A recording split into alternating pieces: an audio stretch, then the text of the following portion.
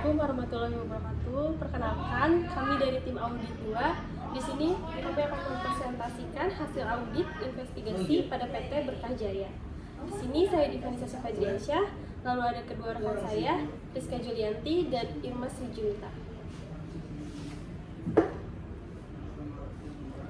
Selanjutnya pokok pembahasan. Yang pertama ada gambaran umum, latar belakang perusahaan Prolog Praud, dasar dan sasaran audit objek yang diaudit, dasar hukum jenis Praud. Yang kedua hasil audit, uraian SOP dan relasi pelaku Praud. Yang ketiga simpulan kejadian, rekomendasi.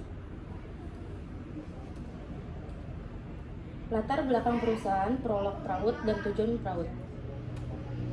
PT Berkah Jaya. PT Berkah Jaya adalah perusahaan yang bergerak dalam bidang bahan bangunan. Perusahaan ini merupakan perusahaan terbesar yang bergerak di dalam bidang penjualan bahan bangunan. Perusahaan ini menjual berbagai jenis bahan bangunan seperti semen, keramik, besi, dan lain sebagainya. Praud dari perusahaan ini adalah penyalahgunaan wewenang yang dilakukan oleh manajer perusahaan yang dimana beliau menjual barang dagang dengan harga di bawah harga jual kepada para konsumen. Tujuan audit investigasi. Tujuan dari audit investigasi ini adalah untuk mengungkapkan fakta-fakta yang mendasari terjadinya Praud secara terperinci berdasarkan hukum dan tindakan hukum. Gambaran umum. Tujuan audit investigasi.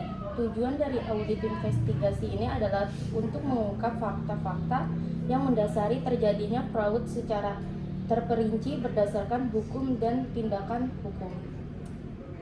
Dasar penugasan audit.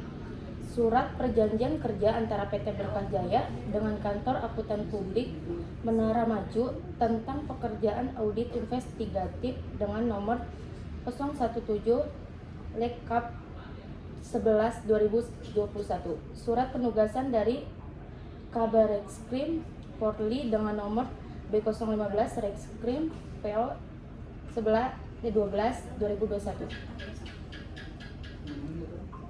Sasaran dan ruang lingkup audit.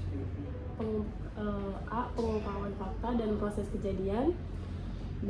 Sebab dan dampak penyimpangan. C. Penentuan pihak-pihak yang diduga terlibat. D. Pertanggungjawaban atas penyimpangan yang terjadi.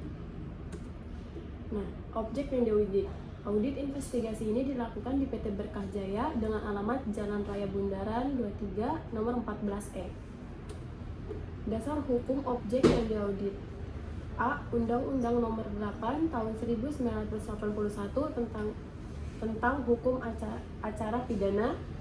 Yang B. Undang-Undang Nomor 31 Tahun 1999 tentang pemberantasan tindak pidana korupsi. Yang C. Undang-Undang Nomor 30 Tahun 2000 tentang Komisi Pemberantasan Tindak Pidana Korupsi. Dan yang D. Undang-Undang Nomor 8 Tahun 2010 dengan pencegahan dan pemberantasan tindak pidana pencucian uang. Sini ada jenis fraud. Yang pertama ada aset misappropriation atau penyalahgunaan aset suatu instansi berbentuk kas dan atau non kas yang dicuri maupun digunakan untuk keperluan pribadi tanpa izin dari suatu instansi. Yang B ada abuse of power atau penyalahgunaan wewenang. Sini ada uraian hasil audit investigasi.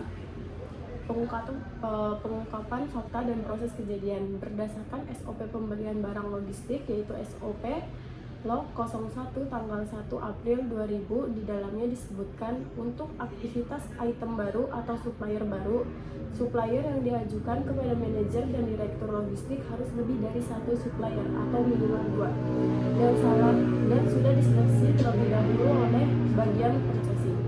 Relasinya di sini adalah JIS diduga melakukan pemilihan item baru atau supplier baru tidak melibatkan manajer logistik dan bagian purchasing. Penyebab dan dampaknya fraud.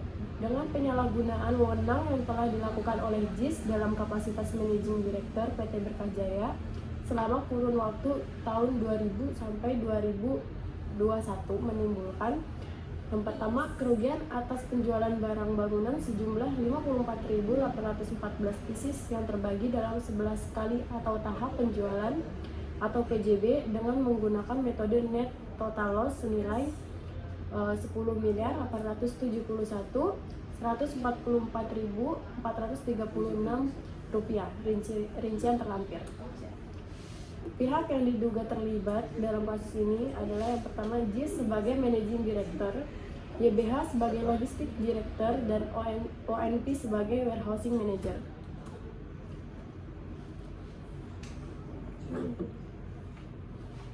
Selanjutnya ada bukti yang diperoleh.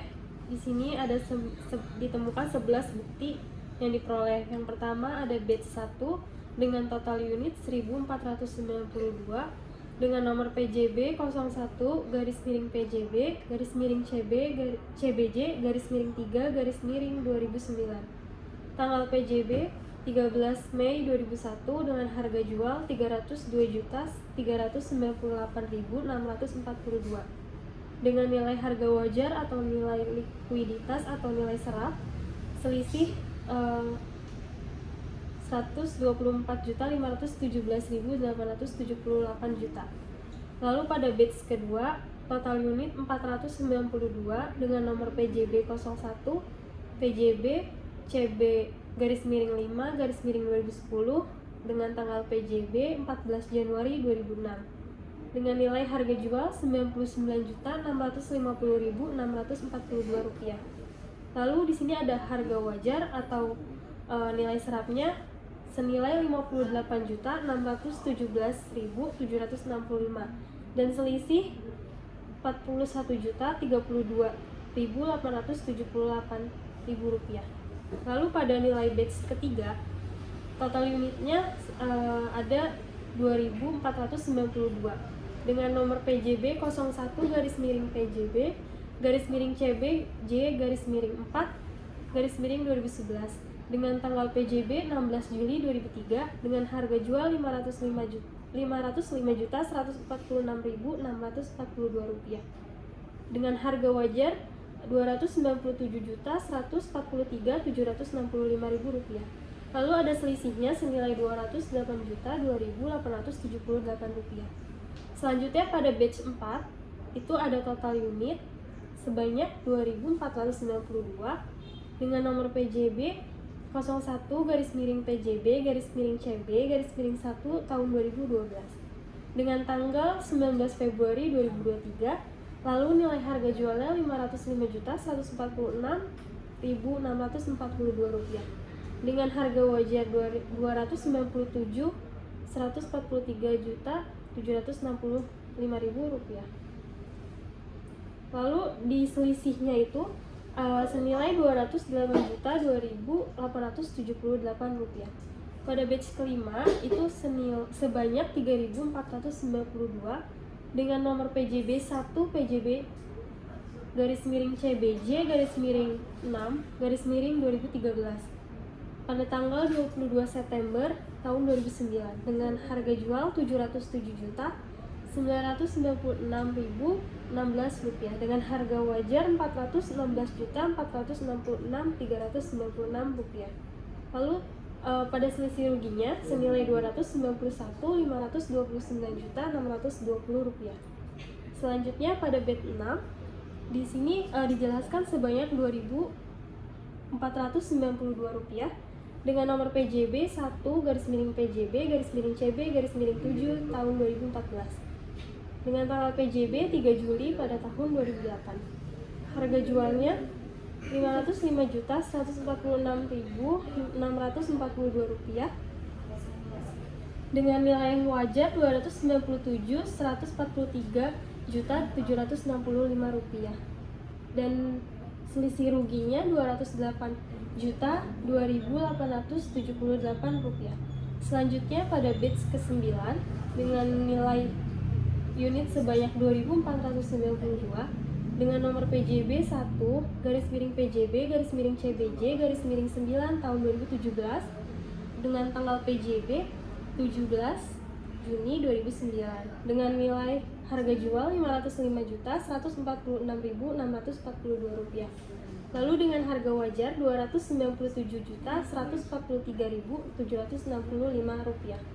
Selisih antara ruginya adalah Rp208.002.878. Selanjutnya pada batch ke-10 dengan total unit 2.492, nomor PJB-nya 1 PJB CBJ 12 tahun 2018 dengan tanggal PJB-nya 18 April 2006.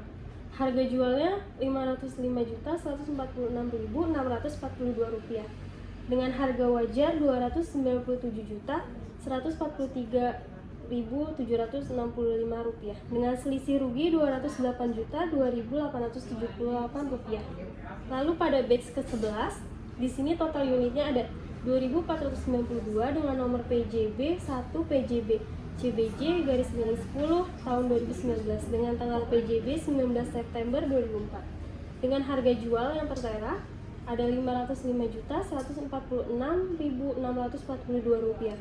Harga wajar senilai Rp297.143.765 dengan selisih rugi senilai Rp208.2.878.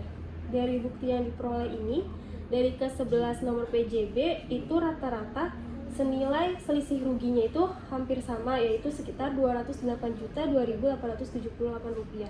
Dengan total unit dari 11 PJB ini sebanyak 25.407 unit yang ditemukan. Lalu dengan nilai harga jual dari ke-11 faktur yang diperolehnya itu senilai 12.018.682.082 rupiah. Dengan nilai harga wajarnya itu cuma 5.481.400.000 rupiah. Jadi selisih rugi antara harga jual dan harga wajar yaitu senilai 2.121.103.395 rupiah. Unit barang yang dinilai KJPP. Lalu ada bukti yang diperoleh.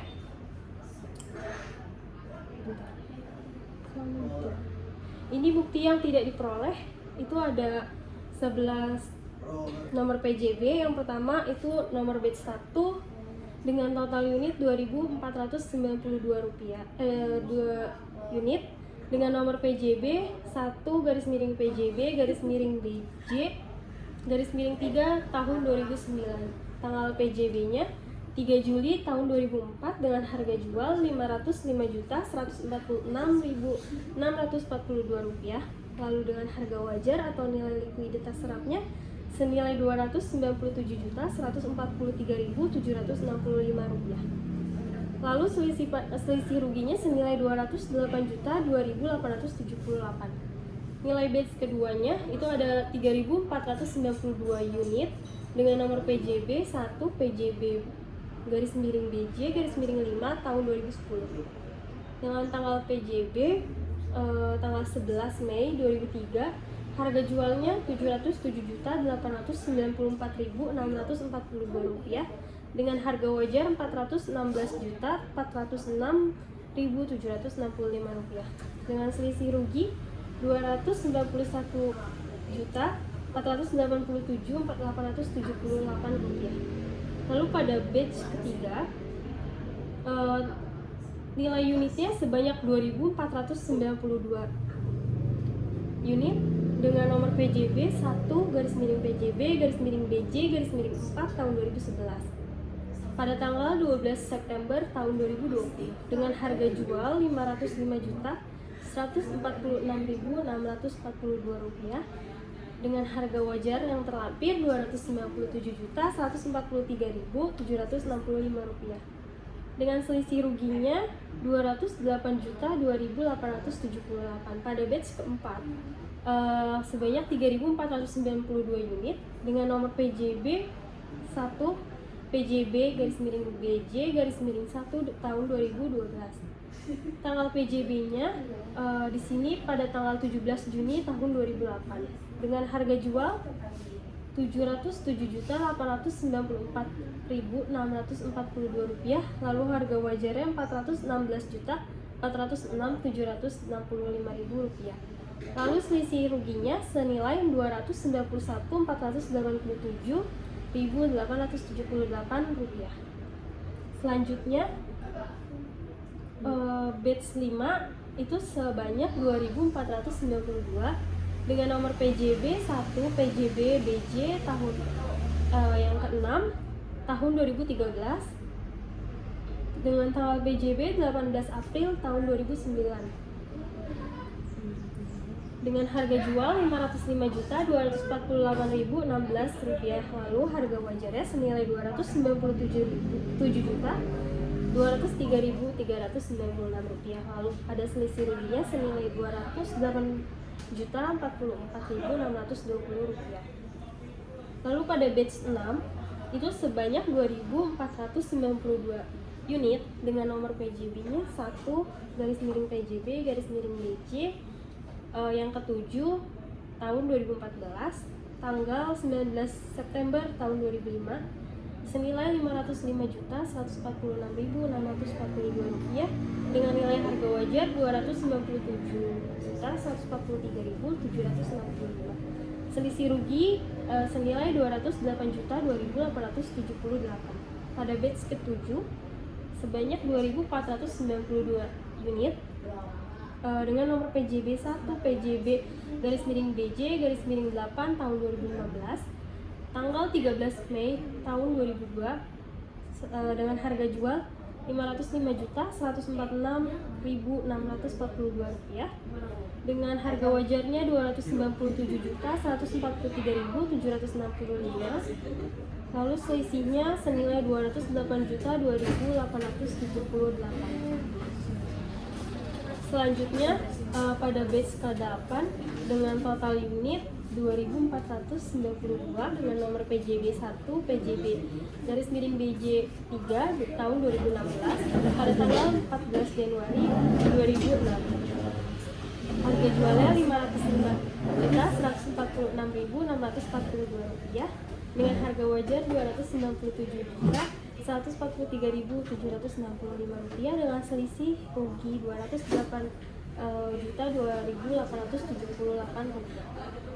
Selanjutnya pada batch ke-9 itu totalnya sampai ke-11 itu sama 2.492 unit dengan masing-masing nomor PJB. Yang pertama pada batch ke-8 itu nomor PJB 1 garis miring PJB garis miring BJ garis miring 3 tahun 2016.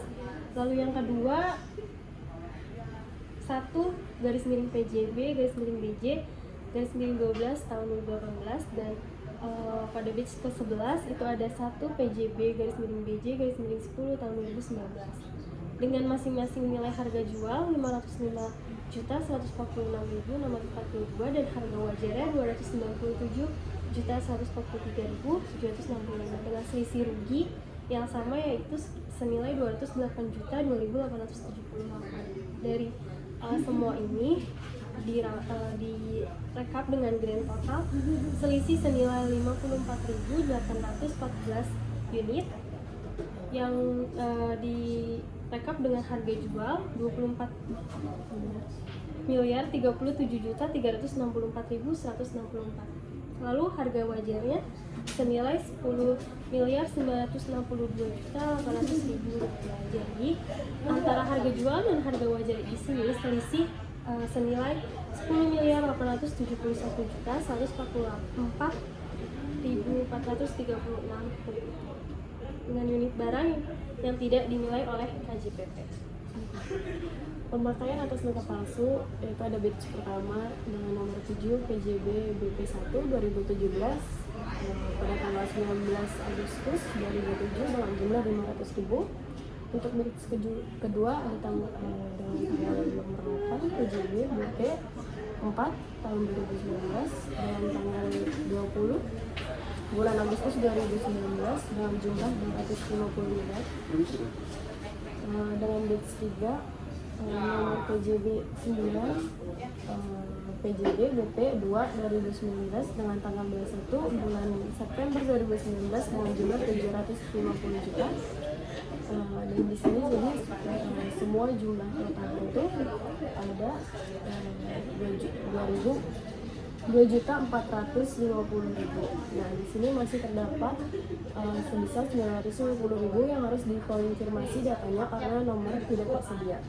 Pemakaian ATK ini adalah untuk kepentingan pembuatan nota palsu untuk mengeluarkan faktur dari nomor PJB yang telah disebutkan sebelumnya. Kesepakatan dan pelaksanaan tindak lanjut dengan objek yang diaudit. Pelaksanaan tindak lanjut atas hasil laporan audit investigatif untuk proses pengadilan yang akan dilaksanakan pada bulan Januari 2021. Auditor investigatif dapat berkenan sebagai saksi ahli untuk menjelaskan dalam pengadilan. Kesepakatan dengan pihak instansi penyidik. Nah, hasil laporan audit investigatif akan diserahkan kepada pihak kepolisian untuk dapat ditindaklanjuti kepada terduga pelaku fraud yang merugikan perusahaan. Simpulan dan rekomendasi. Untuk simpulan di sini yang pertama ada JIS melakukan penyalahgunaan wewenang dalam kapasitas sebagai managing direktur PT Bertajaya selama kurun waktu dari tahun 2000 sampai 2020.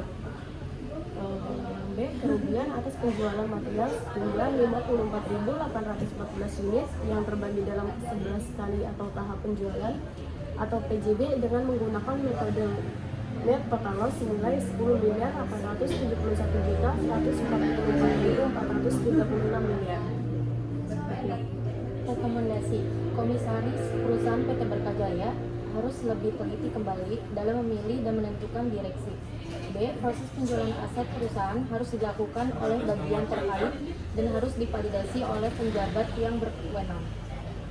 Selanjutnya ada timeline-nya. Di sini pada minggu pertama yaitu tanggal 15 sampai tanggal 20 Januari 2021.